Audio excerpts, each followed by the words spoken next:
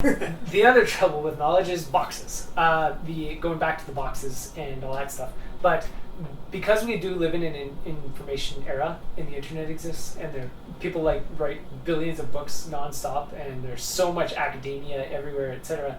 It really piles on the amount of knowledge there is, and the majority of it is kind of like you can even find this on like the real epitome of what matters in life, like any kind of real solid, not practice but like way of being, can be worded in like thousands of different ways by tons of dudes everywhere throughout time. Like, be kind to your neighbor, and always be kind. Like, it's the same thing.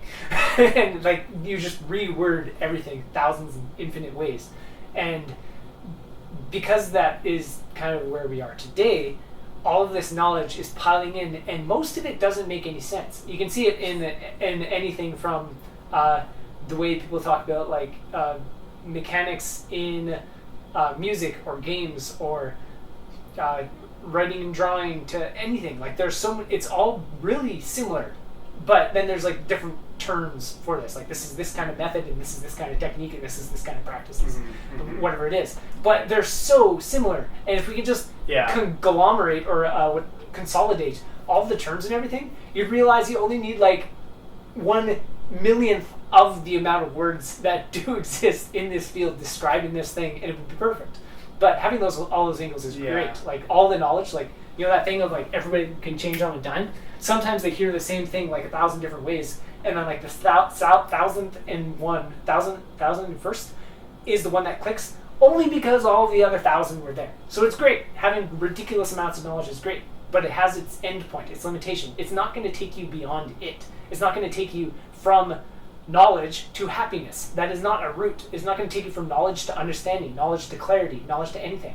Knowledge is knowledge because it could be a catalyst for things. It's content. It's not context. It has no meaning. It doesn't help.